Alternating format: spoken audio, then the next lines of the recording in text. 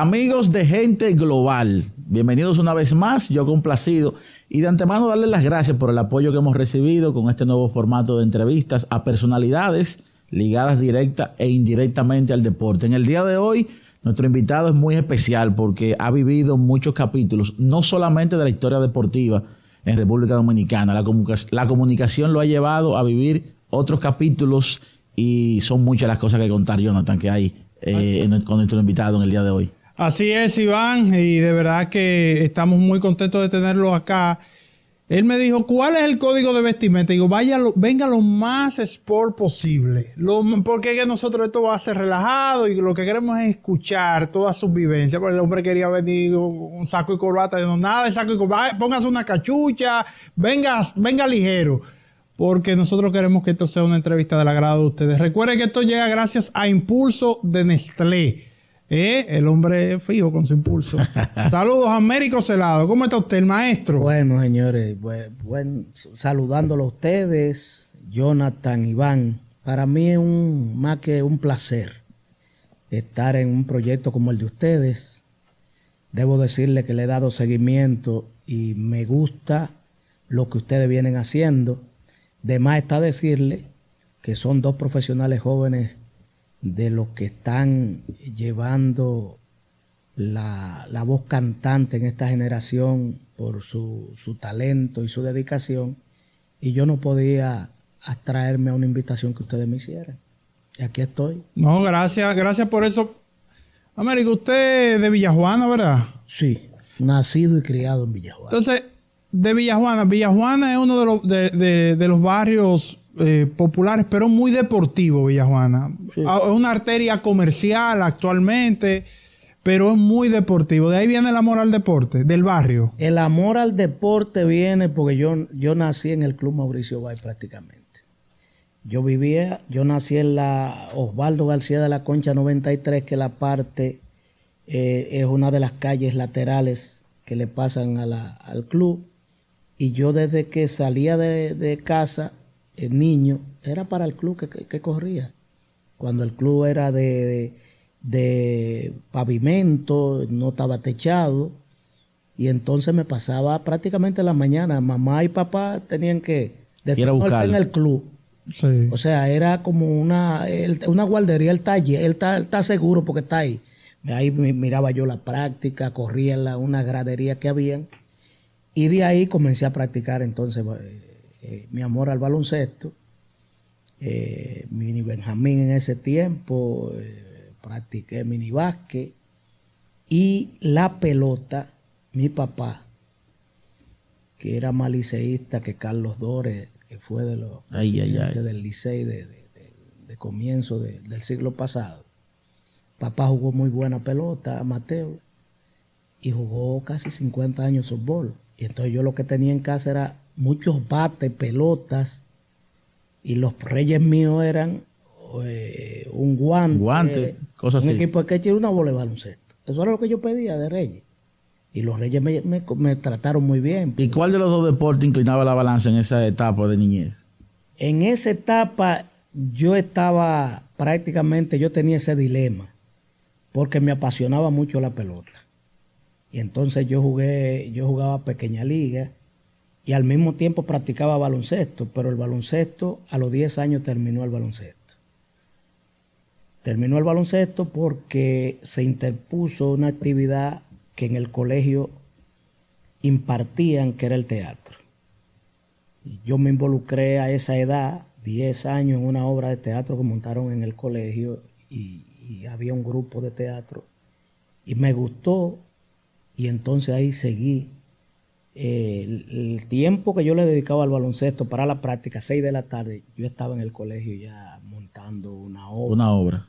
Y eso me envolvió tanto que duré 9 años, 8 o 9 años, haciendo ya de adolescente teatro popular. ¿Percibo entonces que la comunicación, el amor a la comunicación viene por ahí? No.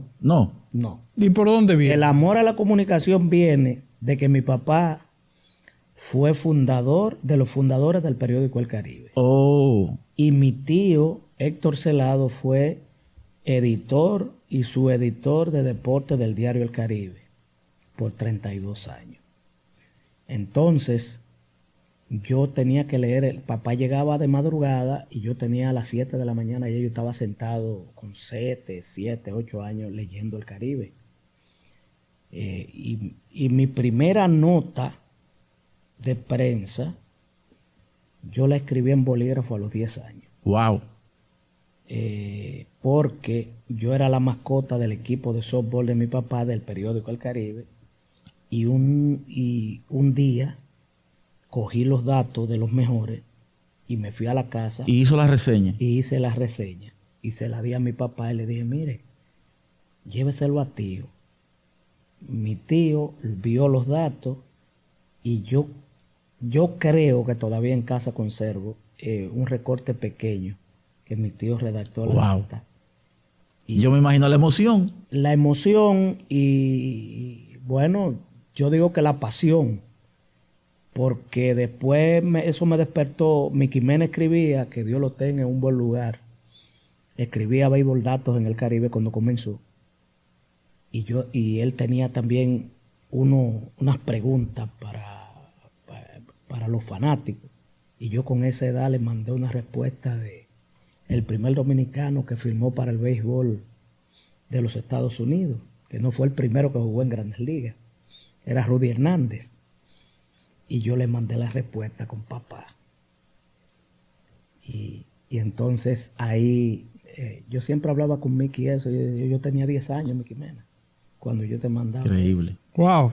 Y de ahí, entre periódicos, que siempre tenía que ir con mis hermanos a ver mi papá trabajando, se me despertó y yo creo que de ahí fue que vino el amor a la comunicación. Entonces, por un lado, la pasión por el teatro, la pasión por el deporte, pero no por uno, sino por varios, por más de un deporte. Y entonces el amor a la comunicación. ¿Cómo prevalece el tema de la comunicación al punto de que usted llegó a ser editor deportivo justamente del periódico El Caribe? En el bachillerato, nosotros creamos un periódico mural en el colegio Gran Poder de Dios, donde yo estudié desde quinto curso, que fue para mí mi casa de formación. Doña Hilda Adames, a quien hasta el último día de su vida le dije mi madre de formación, porque yo era muy inquieto. Cuando el muchacho decía mi tía, cuando los muchachos son muy inteligentes, son inquietos y son jodones. Entonces yo era muy inquieto y esa señora tuvo la paciencia de encauzarme por el camino. Siempre estaba pendiente del más inquieto. Nosotros creamos en el primero de bachillerato un periódico mural donde había una pequeña redacción y nosotros empezábamos a redactar diferentes secciones. Habían 8 secciones en el panel y cada uno de nosotros tenía una responsabilidad. Yo tenía los deportes, tenía otras cosas que podía escribir. Otros escribían de literatura, otros escribían. Y así ya yo estaba dándole forma a esa pasión por la comunicación, que al dejarlo, quien se encargó del periódico mural fue un hermano menor prácticamente mío, que hoy es un gran periodista también, Alex Rodríguez, Oh. que era hijo de la directora del colegio donde yo estudié. Y Sí, entonces tremendo. Alex, siempre lo llevábamos de la mano, lo protegíamos porque era un niño muy, muy frágil. Pero él también despertaba ese interés cuando nosotros salimos. No queríamos que se perdiera ese esfuerzo. Y Alex se encargó de todo el periódico, él solo. Y ahí ya yo tenía otra visión. Cuando salí de ahí, yo le dije a papá, me dijo, ¿qué vas a hacer? ¿Va a descansar un año? Digo, ¿a descansar? Yo no, yo voy para la universidad. Y me gradué en noviembre, le hice el investidor en noviembre, en diciembre ya yo estaba inscrito en la UAS del 85. Wow. En febrero entré a la carrera de comunicación. Regularmente tú vas, Sí, bueno, en ese momento se cursaban las materias de colegio. se hacía el colegio. El Q. Yo me di cuenta al llegar a la universidad que la comunicación se podía dar verticalizada, que tú volabas el colegio. Te daban materias del colegio, pero tú no hacías esos 2 años de colegio, que eran 2 años prácticamente de reforzamiento, pero también de atraso. Sí. Entonces, yo lo que hice fue que como el pensum verticalizado, te agregaban las materias principales, yo entré verticalizado. Fui a orientación estudiantil, yo le dije al tipo, al psicólogo, digo, él me entrevistó, él iba a poner qué carrera yo iba a estudiar. Yo le dije, no pierda tu tiempo, no ponga otra que no sea comunicación. Pues yo no voy a estudiar esta cosa. Pues ya él estaba en psicología. Digo, no, es comunicación que yo voy a estudiar. Tú me puedes poner ahí lo que tú quieras. Y entonces entré en febrero del 1986 a la UAS. Wow. ¿Y cómo se da entonces esa primera experiencia ya cobrando en un medio de comunicación? ¿Cómo se da eso? ¿Usted se gradúa, me imagino, o estaba terminando la universidad? La primera vez que yo me enfrenté a un micrófono de la radio fue en Radio y Televisión Dominicana, en una de sus frecuencias de AM, un sábado. Había un programa de un doctor que quería introducir una pequeña sección de deportes y alguien le dijo, hay un amigo mío de la universidad que es apasionado con eso, y me llevó. Y entonces yo le hacía creo que 2 minutos, 1 minuto, hablándole de deporte ahí, porque ellos hablaban de medicina y hablaban de cosas sociales. Y fue la primera vez, 1988. Celado, si yo ahora mismo le digo a un amigo mío, vámonos para el programa, lo siento, lo que quiero decir es que ahora mismo es muy fácil. ¿Qué tan complicado era en ese momento usar un micrófono donde había, si se quiere, vigilancia para el buen hablar? Muy difícil, porque uno tan joven en ese tiempo, cuando tú entrabas, era una sugestión. Entonces tú tenías que luchar primero con esa sugestión de tú tener que hacer las cosas como mandaba y no fallar. Y después, si tú no te sueltas, cometes errores. Gustarle a la gente. Gustarle a la gente. Cuando yo el primer día fui, el doctor tuvo que hacer 2 chistes y decirme, bueno, el muchachito se me ha apretado. Ya lo noto un poco. Bueno, ya el sábado siguiente yo recuerdo que le dije a papá, digo, pon el radio para que me oiga, que era mi principal fanático, mi padre. Y ya yo duré 1 mes yendo. En el año 89, el año siguiente, Leo Corporán me pregunta en la puerta de Mauricio Báez, me dice a las 5 de la tarde, vete a bañar, cámbiate y nos vemos en el Palacio de los Deportes. Estaba como Ay, papá. Yo estaba en sexto semestre de la carrera y yo cogí Mauricio era en ese tiempo, era como la guardia. Cuando un alto dirigente te daba una orden, tú creías que era una encomienda que te iban a dar de cualquier índole, ya sea de ponerte de vigilancia en la puerta del equipo superior, o ya sea para hacer algo. Yo arranqué para el palacio, me cambié, le dije a mi papá, digo, yo voy al Palacio de los Deportes, que Leo me dijo, no, vete. Cuando llego allá, bajo, veo a Leo en el tabloncillo, le digo, Leo, me dice, vamos para allá arriba. Y subimos, y cuando llegamos a la mesa de transmisión de radio, dice, mira, a partir de hoy el comentarista de Mauricio Báez, de la cadena América. Wow. Y yo hago así, digo, me dijo, sí. Ready para el juego de una vez. Para el juego. O sea, sin tú decirme a mí, Ay, prepárate. Digo, bueno, leña. Una pasión. Que yo mirando así, antes de comenzar el juego, el narrador era Lázaro García de Mauricio Báez en ese momento de radio. Pero ya por lo menos tenía la base de que veía los partidos. Claro, no, yo veía las prácticas todos los días. Las tres veces que Fernando Teruel daba las prácticas, yo la veía. De ese equipo. Y digo, vamos, arrancamos. Y ahí comencé ya profesionalmente. Mi primer sueldo me lo gané yo en el baloncesto. ¿Qué año más o menos es? 89. 89. Y entonces, en términos de la prensa escrita, usted logró algo, una posición que es un privilegio para cualquier cronista deportivo. Ser editor deportivo de uno de los principales diarios es un privilegio. ¿Cómo se da eso? Y si previamente al periódico El Caribe en esa posición, ¿usted dónde estuvo en prensa escrita? En el 90, Osvaldo Rodríguez Uncar me ve también en la puerta del club, que era el narrador de televisión de Mauricio. Y me dice, te vengo a buscar ahorita. Yo veía a Osvaldo narrando, pero no teníamos más que un vínculo de que yo era mauriciano, hijo del club, y que él era el profesional que narraba en la televisión. Y ahí entonces es cuando yo entro a trabajar por primera vez con Osvaldo en La Última Jugada. Yo era el que hacía las entrevistas en los dogados del estadio. Ya llegué al estadio. Ya ahí es béisbol. Ya hay béisbol. Ya entré al estadio. Entonces... Pero esa fue la época que se hizo un cambio. Ahí sí soy... Sí, pues Pío Santana nos dijo que hubo un cambio. Pío y Osvaldo eran los Socios. del programa y yo era el que hacía las entrevistas.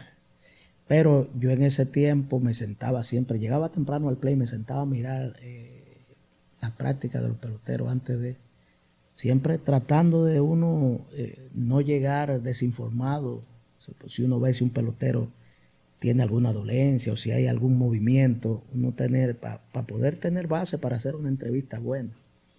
Y me encontré con un pequeño, dos muchachos de Herrera, que se sentaban ahí también a soñar.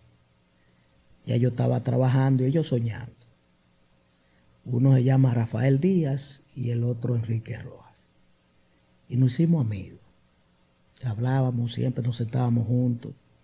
Bueno, pues vino entonces que Pío y Osvaldo tuvieron una diferencia.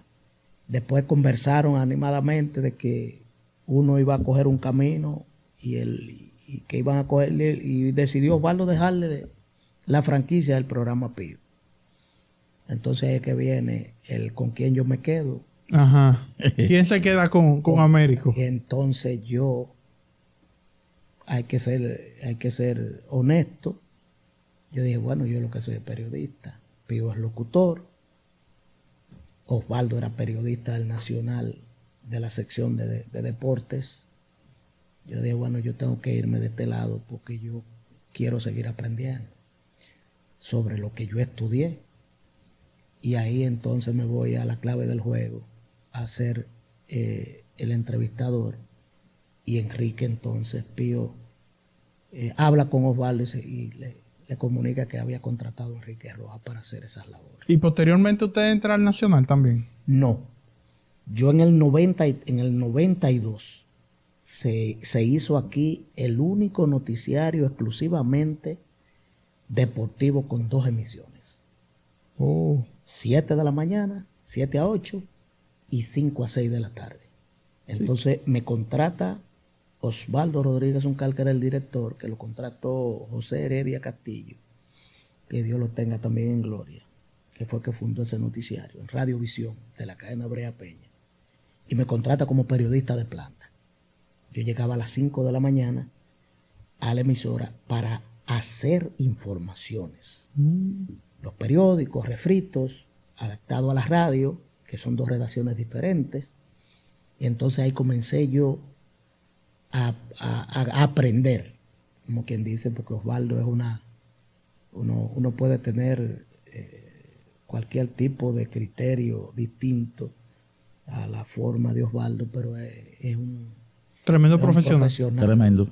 Que tú aprendes de él peleando, tú aprendes. Claro. Porque tú aprendes hasta tratarlo, que fue en mi caso. Y ahí empecé yo, no, esto no sirve. Esto así. Y empecé y le cogí el piso al noticiario. Al 4º mes, Osvaldo renuncia por diferencias. Y el equipo de redactores, Rolando Guante, José Cáceres Veloz, que tenían zonas específicas de trabajo, Héctor Zuncar y Heredia, se reúnen que buscaban que uno de los dos más veteranos dirigiera el noticiario. Y todos dijeron, no, él es que puede dirigir este noticiario. Y entonces yo asumí la dirección de Visión Deportiva, en 2 emisiones, haciendo las opiniones, yo hacía el editorial y dos opiniones que había en el transcurso, más las noticias. Llegó la oportunidad, pero estaba preparado para eso. Me apasionó un mundo, yo vivía prácticamente a la emisora. Y era muy común en esa época el tema de los noticiarios. Bueno, yo tenía a una puerta, me quedaba uno de los noticiarios emblemáticos de todos los tiempos de este país, que era Notitiempo. Sí. Ahí vi yo grandes figuras de la locución. Uno de ellos, ustedes lo llegaron a tratar, que fue Alex Vargas. Claro. Ahí yo vi mucho talento de grandes locutores. Y recuerdo a Marino de Jesús, que también era el locutor en la tarde de Visión Deportiva, porque teníamos a Luis Vergés, que hoy es un gran psicólogo, como La Voz de la Mañana. Y ahí al año vendieron la radio cadena comercial. Ahora lo que es radio cadena comercial era la cadena Brea Peña. Se cerró el noticiario y yo quedo sin trabajo, pero yo tengo 2 niñas. Ay, Bueno. A finales del 92. se apretó la liga. Y yo tenía un tema con el periódico El Caribe, porque papá fue pensionado con cierto maltrato económico. Y yo, que siempre he sido muy contestatario, no me gustan los abusos, yo dije que no, que ahí en ese periódico yo no trabajaba, porque ahí maltrataron a mi padre. Yo veía a papá cuando yo veía los la coletilla de los cheques que yo veía, yo decía, pero este señor, pero papá fue fundador de este periódico y fue jefe de un departamento tan importante como fotomecánica por 35 años. Bueno, pasaron el tiempo, yo veo que se me está agotando un dinerito que yo tengo y mis 2 muchachitas. Y yo recuerdo que me llamaron del Caribe en enero, febrero, y yo dije, no, muchas gracias, pero yo le puedo mandar a alguien. Le mandé a Héctor Zuncar, primo de Osvaldo, y ellos ponen a Héctor Zuncar en la redacción de deporte. ¿Qué sucede? Que al llegar mayo, 1 de mayo, yo me armé de valor y yo dije, bueno, mis muchachas no pueden pasar trabajo. Y me presenté en el Caribe con Héctor Zuncar. Sí, que pasé a la redacción. Y él me dijo, ¿y qué tú haces aquí? Digo, ¿cuál es mi máquina? Claro, vamos para adelante. Él era mi subalterno en el noticiario. Sí. Iba a ser mi jefe. Yo le dije, ¿cuál es mi máquina? Me dijo, ¿tú vienes a trabajar? Digo, sí, siéntate ahí. Y me senté le dije, dame trabajo. Y empecé a redactar. Llévasela al jefe de redacción, se la llevé al señor Brea, recuerdo. Y el tipo, leyendo y me miraba, me dice, ¿usted es helado? ¿Sí? ¿Qué usted es de? Dígole a mi papá. Bueno, yo me fui y seguí normal. El día 15 me dicen que pase por personal. Cuando paso por personal, me pagaron la primera quincena y entonces me dieron, usted mire su nombramiento, pero me pagaron mi dinero. Claro. Wow. Y yo estaba practicando. Hubo un incidente a los 3 meses, en agosto de ese año, con Héctor Zuncar, que tuvo que ausentarse del periódico, y ahí quedo yo como editor en el 93 hasta el 99, que el Banco Popular compró el Caribe. Vino la modernización, vino el color, vino el rediseño del formato. Sí. Ya me encargan a mí de armar una redacción para 8 páginas. Y me dan la libertad de poder Armar un equipo. armar un equipo. ¿Y a quién llama primero? Y yo tenía ya en el equipo a Satoshi Terrero, que lo había traído de la redacción, que lo que estaba era cubriendo la Cámara de Diputados de mala forma porque no estaba en sus aguas.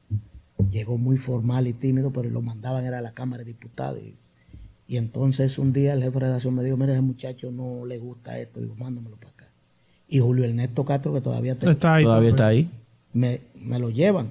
Bueno, y yo dos. Usted aprendió salsa con Julio Ernesto Castro, ¿verdad? No, Julio es un discípulo. Julio es un discípulo en todo pero el salsero. en todo el sentido de la palabra. Julio. Y me lo llevaron.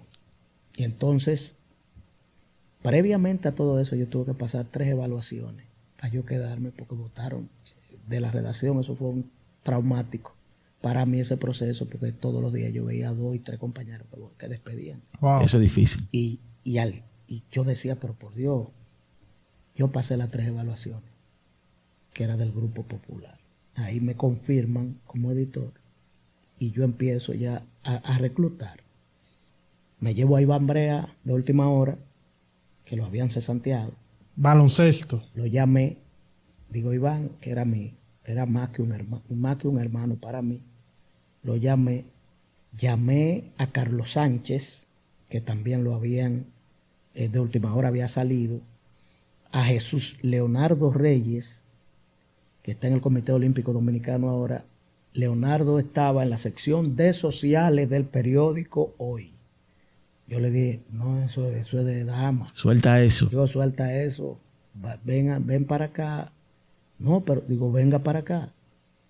Y entonces hice un equipo que yo puedo decir que fue una etapa inolvidable del periodismo, porque también me permitieron incluir columnas de opinión con gente de renombre.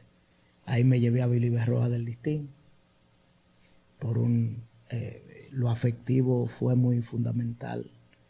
Yo llamé a Billy y me dijo lo que tú quieras. Y se fue del Listín. Me llevé a Nina Gómez, que hacía el boxeo, a el inolvidable José Oscar Fernández también. Tremendo. Yo hice había un equipo de columnistas muy pesado en ese tiempo que hizo que la sección sea prácticamente una lectura obligada. Vamos a retroceder un poquito ese lado. Varios veteranos a mí me han dicho que era complicado, diferente a lo que sucede ahora, subir al palco de prensa del Quisqueya. Muy difícil, discriminatorio, de una manera muy, muy deliberada. Yo tuve un incidente en el 90. Lo primero era que habían diferentes tipos de carnet. Yo tenía un carnet de bolsillo. El primer carnecito mío, que si a mí se me olvidó traerlo para yo mostrarlo, todos tenían gafete, los que subían allá arriba. El carnet de bolsillo no era sagrado, ese de bolsillo no tenía acceso. Ahí. O sea, yo no podía acercarme al ascensor. Pero yo, como desconocía eso, a mí no me interesaba ir al séptimo cielo, porque yo nunca había subido. Yo lo mío era Enrique Roy, era sentado ahí. Y uno vivía siempre interactuando. Hasta que un día, Osvaldo Rodríguez, yo tenía la grabadora y había una entrevista que Osvaldo le interesaba trabajar temprano. Y me mandó a buscar. Me dijo, mira, que dice Osvaldo que suba. Digo, que cuando voy a la puerta me dice el tipo, no, usted no puede entrar. ¿Dónde está su café? Ay. Digo, mira, Mical, no, tú no puedes entrar aquí. Digo, mira, yo tengo que entregarle este cassette a Osvaldo Rodríguez Zuncar. Y yo, sencillamente, a mí no me interesa quedarme ahí. Yo estoy sentado aquí abajo. El tipo me dejó pasar a su riesgo. Yo subí, pregunté cuando entré. El palco de prensa, el gallinero, el denominado gallinero, como se le decía en ese tiempo por la bulla y la discusión, está donde está el palco ahora de los jóvenes. Sí. Okay, sí. El de la izquierda. El de la izquierda. De la izquierda, no el de la derecha. Detrás de la cafetería. Exacto. Entonces, ahí era más unas cabinas de transmisiones que hay que no estaban ahí, eran más grandes. Y entonces yo subí. Cuando yo entré, el director de prensa de ese tiempo de la liga me frenó y me dijo, ¿qué usted busca aquí? Wow. Y yo le dije, vine a entregarle esto al Señor. Y veo a Osvaldo y le digo, Osvaldo, me dijo, entréguelo y baje de inmediato. Digo, Osvaldo, ¿qué es lo que pasa? Dice Osvaldo. Digo, no, él me está diciendo que yo no puedo estar aquí. Digo, esto Osvaldo le dijo, pero mira, él te está explicando que él vino a entregarme algo. Tú tienes que dejar que me lo entregue y después él se va. O sea, tú no puedes tampoco tratarlo de esa manera.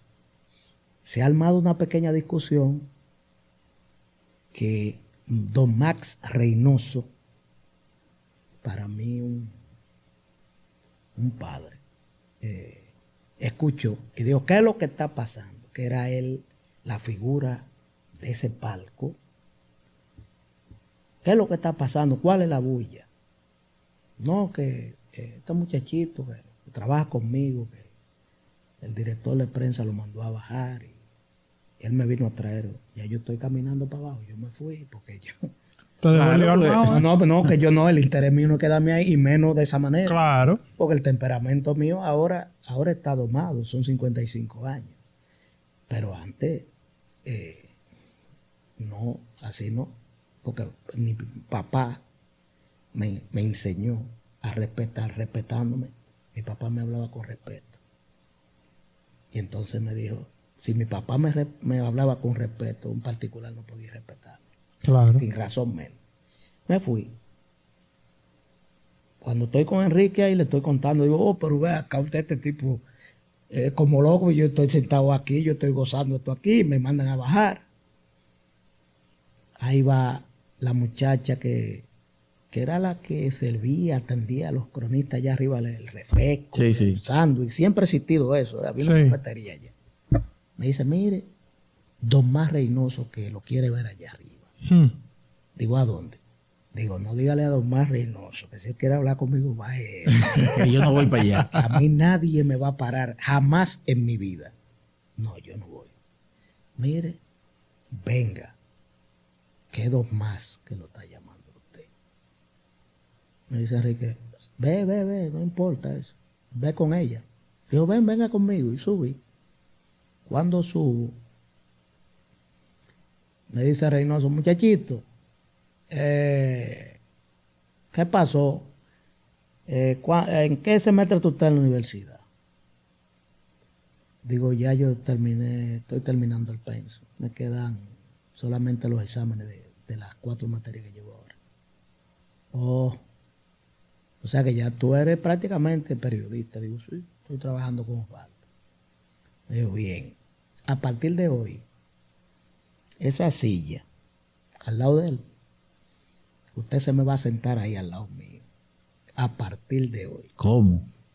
Y dijo una palabra altisonante que no voy a repetir aquí porque don Max era muy claro. Dijo, para que cualquier que venga se atreva a bajarlo o a detenerlo. Usted se va a sentar ahí al lado mío. Recuerdo que otro de las personas que se mostró solidario en ese momento fue Bienvenido Rojas. Le dijo, no, aquí a muchachos así que estudian y cosas, no se les puede cerrar el paso. Y me sentí, si se quiere, protegido, y a partir de ahí hubo que cambiarme el carnet. Y a partir del 90, yo estoy subiendo al palco de prensa del Estadio Piquet. Es decir, que ya dentro de su grupo, usted era un privilegiado. Entonces, ahí comenzó otro aprendizaje. Tú conocer, tú sentarte al lado de personas que tú cuando niño comenzaste a valorarlo porque lo escuchabas narrando. Ahora estar al lado de ellos. Félix Costa Núñez.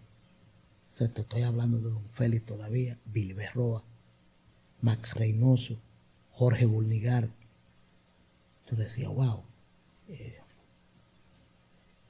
Rafael Cuello Batista. Entonces fui relacionándome al extremo de que me acogieron de manera tal que tuve una relación muy estrecha. Don Max, hasta el último hálito de su vida, fue para mí un protector y Billy Berroa, Billy conmigo hizo cosas que con nadie, o sea, doña Carmen, su esposa, llegó un momento que decía, yo no dejo salir a Billy de noche con nadie, tráemelo temprano. Entonces, como fanático del béisbol, ¿cuál era su narrador favorito? El narrador favorito mío. Tú me estás tirando un rolling tan duro. Mira, yo no tenía un narrador preferido. Yo te puedo decir con características diferentes que escuchar a Lilín Díaz. Yo no he vuelto a escuchar a nadie describir un batazo como lo hacía Lilín Díaz. Lilín Díaz te narraba desde la postura del pitcher hasta lo que lanzaba cuando le conectaban, cómo salía el batazo, hacia dónde se iba, dónde chocaba con el letrero que decía, cómo cortó, dónde tiró. Yo no sé Increíble. cómo él podía tener esa agilidad para él decir tantas cosas. Y entonces Billy era diferente, era más pausado, pero entonces era señorial. Lo de Billy era una cosa extraordinaria en ese momento. Y esas dos figuras, sin duda que marcaron una época como los más grandes. Uno tenía después en Licey, por ser el equipo de mi simpatía, la mancuerna que hacía Gelo Tueni con Tomás, que era lo mismo. Esa mancuerna también estaba en el baloncesto. Sí. O sea, la cadena de los clubes era Gelo narrando, Tomás comentando, sí. Sí. Estamos hablando de 1974. Sí, que la gente los identifica mucho en el béisbol, pero ellos fueron también propulsores del baloncesto también. Estuvieron ahí. Con Roosevelt ellos se juntan en el Mundo Deportivo Marlboro. Pero originalmente la pareja era Don Tomás y Don Gelo. Eran Gelo y Tomás, porque eso tiene un porqué. Ellos eran figuras de León Jiménez. Ok. Entonces, al ser figura de León Jiménez, y León Jiménez con el patrocinio de Nacional, que era el producto de ese tiempo que ellos promocionaban, ligaban al baloncesto, ellos estaban ahí en la cadena. Y esos eran narradores que yo te puedo decir que marcaron una época. Don Félix tenía una forma peculiar que era el as de los narradores. Venía desde los tiempos del 51 del play de la normal, pero yo tenía esa predilección por ¿Cuál es el mejor actualmente? Actualmente los narradores. Se va a meter en un lío. Tú lo estás metiendo en un lío. No, porque es que ya en este momento yo lo puedo manejar. No, eso de mejor. Yo prefiero decir, cada uno tiene su forma que empalma con el gusto del fanático. Por ejemplo, yo te puedo decir, y yo hablo claro, el que ahora mismo está conectando con el público joven por la forma como narra Orlandito Méndez. Pero Orlando tiene una forma altisonante de decir la bola pata, y todo eso le gusta a esta generación. Quizá no es tan, no sé, su base fundamental no sea la esencia del béisbol. O sea, él no se apoye mucho en lo que son el ABC del béisbol, más de la animación. Hay otros narradores que no. Por ejemplo, Osvaldo Rodríguez Zuncal, para mí, acaba de despedirse Roosevelt. Para mí es el más completo cronista deportivo que tiene que hay actualmente en la República Dominicana. Osvaldo es para mí un animal como narrador, no solamente de pelota. Boxeo, voleibol. El baloncesto. Osvaldo es una computadora, voleibol, técnicamente hablando, porque tiene dominio del deporte. Lo primero que tú tienes que hacer es dominar el deporte para tú poder narrar. Hay muchos animadores, ¿me entiendes? Animadores. Franklin Mirabal es un animador del Licey, de la cadena del Licey. Él no puede sentirse mal porque lo digan, porque él lo admitió en una ocasión de que él no narra, que él anima. Es verdad. Él lo que hace es animar, porque hay cosas técnicas del juego que él no lo, que el fanático que lo está viendo tiene que imaginárselo, porque él no lo toca, porque él está Jermaine, Jermaine. Y entonces hay un fielder choice ahí que acaba de pasar, que tú tienes que explicarle que hay una jugada de selección a la gente del por qué. Él no está en eso. Él está en que Sergi. Entonces, ¿verdad? Ahora, ¿y cuál es la diferencia del Licey? Porque el Licey es el equipo de sus afectos, usted lo acaba de decir. No, te voy a aclarar algo. Ajá. El ejercicio profesional fue domando el fanatismo que había dentro. Yo soy una persona ahora sumamente, ahora yo no siento a veces cosas que yo sentía antes. No, claro. Ya ahora lo veo de una manera más crítica. Claro, obviamente, pero ¿cuál es la diferencia si usted tuviera que evaluarlo? No del punto de vista del fanático, sino del Licey de antes, entiéndase, Licey de los 90 hacia atrás al Licey de ahí en adelante, o de la actualidad. La diferencia, Monchín Pichardo. Pero el que no conoció a Monchín, ¿qué podríamos establecer ahí?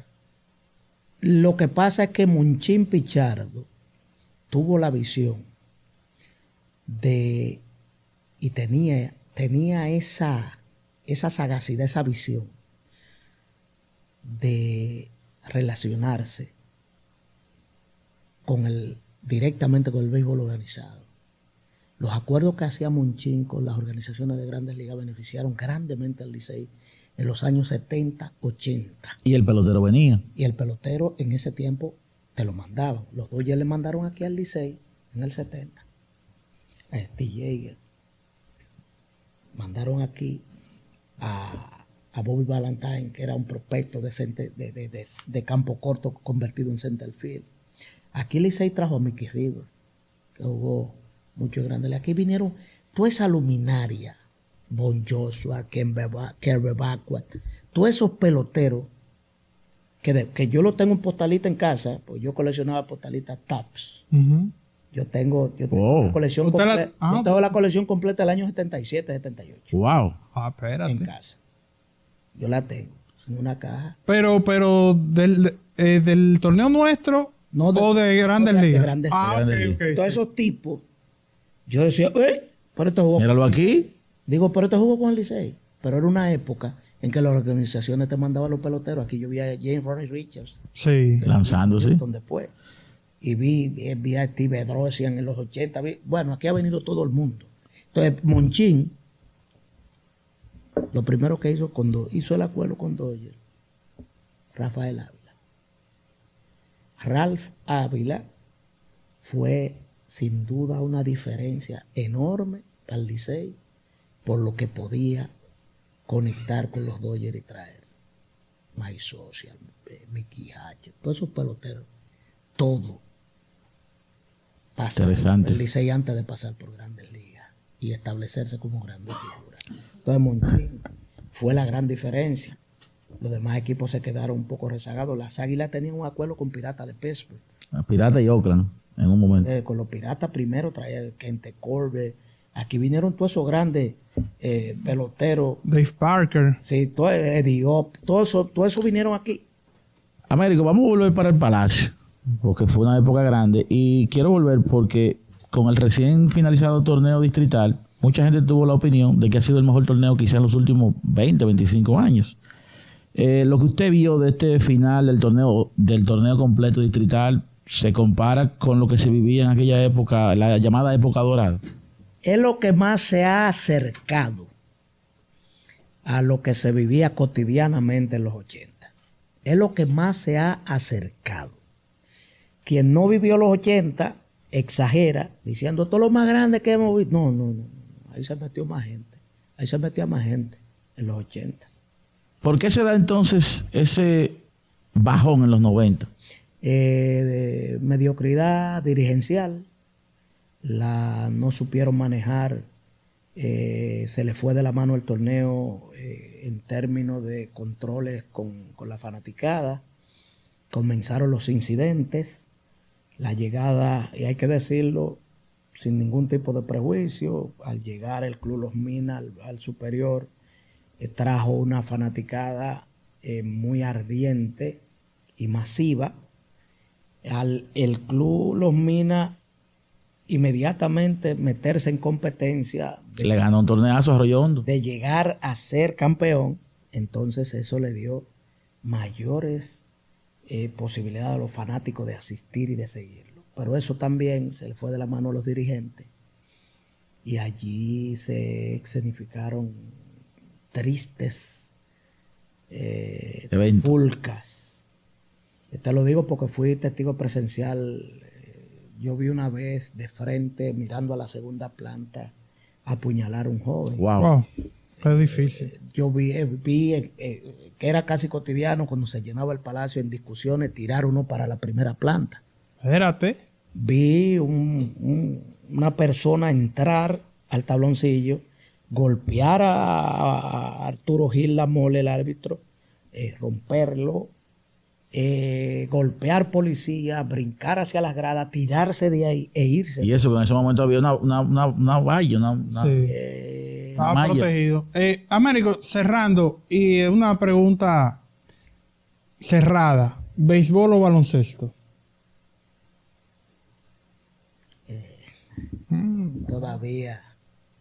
Todavía, mira, es tan tal que yo me he sentado en casa a hacerme esa pregunta. Yo todavía estoy jugando en la Liga Añeja de Baloncesto de Mauricio Bay y estoy jugando softball. Pero si tendría que elegir uno. Pues no, eso no lo vamos a comprometer porque no es nada. No, es que te digo que cuando me siento, por ejemplo, yo vi antes de anoche que regularmente no me gusta ver juegos completos de baloncesto de la NBA. Te lo digo porque yo tengo un criterio. Yo he visto mucho. Yo digo, pero esto es profesional. Ujú. Y me tiré el juego de Brooklyn a través de un comentario que hizo Jorge Mota. Me tiré el juego de Brooklyn contra Tobias Harris Filadelfia. y Filadelfia, con el retorno de Simmons. A Filadelfia. Entonces me tiro ese juego entero. Hermano, hubo un momento que yo dije, no, pero espera, pero ve acá, aquí en la NBA hay muchos jugadores malos. Pero por Dios. Mire, lo que... Finalmente, Jonathan, Celado no se puede ir de aquí lo más breve posible, lo más que la pueda resumir, la anécdota del supermercado Asturias. 1991-92, torneo nacional de baloncesto de la federación en ese tiempo. Santiago o la Romana, no recuerdo la cancha. Mesa de transmisión, narrador, Manolo Chevalier, voz comercial, Manuel Mato y los comentarios de Américo Celado. Arroyo Hondo, campeón, estaba representando el distrito. Y entonces había una escasez de azúcar en el país enorme. No te vendían más de 1 libra, 2 libras en los supermercados. Entonces nosotros teníamos Supermercado Pola como patrocinador principal. Pola. Y entonces los canastos eran Supermercado Pola, el supermercado. Y está narrando Chevalier y hay un tiro de 3, creo que de Vinicio Muñoz, de extra larga distancia, Supermercado Pola, el supermercado que tiene de todo, hasta azúcar. Y dice Manuel Mato, no hay azúcar, no pararon a los 3. Yo no hablé y me sacaron. Y yo decía, pero ¿por qué? Yo no hablé. Yo terminé en la acera, me sacaron de la cancha. Ay, Américo, muchísimas gracias por acompañarnos. De verdad que estamos muy complacidos de que nos haya acompañado. Antes de finalizar, para que nos firme esta pelota de béisbol, como usted no se decidió, yo se lo voy a imponer. Que eso es parte del set. Ahí no la firma. Y es parte de la dinámica, ¿no? de esto en Gente Global. Mira, muy Le traje el azul. muy serio el programa. Yo pensaba que iba a ser más picante, yo pensaba que iba a ser más atrevido. No, lo que pasa es que... Pero nos circunscribimos a hacer una entrevista biográfica. Sí, porque realmente queremos como... y ver la perfil. parte profesional y el perfil del... Pero también hay que ponerle picardía, hay cosas también que la gente tiene que saber Ok, ya vamos a tener entonces una segunda edición de Recta Dura y Pegada, versión gente global. Así es. Pero el placer es mío y ojalá y todos los jóvenes que están ahora mismo teniendo algún tipo de protagonismo en la crónica deportiva puedan tener esta iniciativa que ustedes tuvieron, porque hay oportunidades para uno seguir desarrollando su talento sin tener que esperar en una fila. Usted puede también ser cabeza de león. Así es. Bueno, muchísimas gracias a todos ustedes por acompañarnos en esta edición de Gente Global. Gracias a Impulso, que ha confiado en nosotros y que por supuesto apoya este proyecto. Será hasta la próxima.